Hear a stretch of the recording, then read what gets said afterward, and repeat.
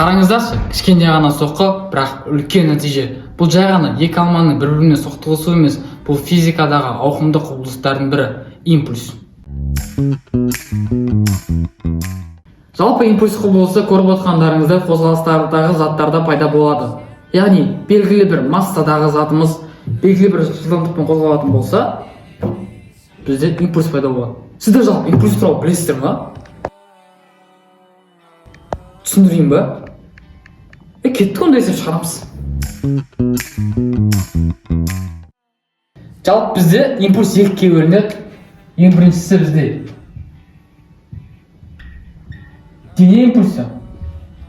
Екіншісі бізде күш импульсы. Түсіндіре кетейік. Бір шар v жылдамдықпен қозғалып келе жатыр. Міне, бұл шардың белгілі бір массасы бар. Бізде бұл дене импульсы. Екінші шар. Жаңағы шарымыз қозғалып келе жатыр. Ода бәрі жақсы. Бірақ бір носа оған F күш әсер етеді. Белгілі бір T уақыт ішінде.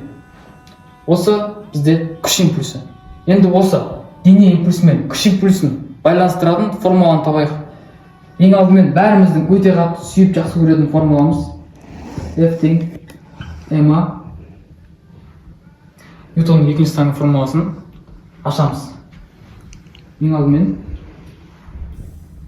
біздің амыз дельта v бөлінген Т. Енді формуланы қорытамыз. Мынаны былай, алады былай жібереміз. Нәтижесінде бізде F T тең болады M дельта V деген формуламыз шығады. F T бізде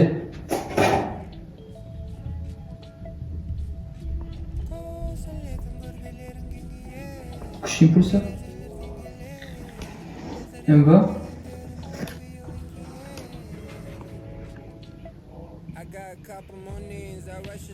дене импульсы. Айтпақшы, мен есеп шығарам деп бұн ғой, кеттік онда есеп шығарамыз. Ал енді есебімізге келейік. Бірінші есебіміз массасы бізде 2 килограмм дене, бірінші жылдамдығын 3 метр секунд, екінші жылдамдығын 1 метр секундқа дейін баяулатта. Импульсымыз қандай? Бұл бізде дене импульсы.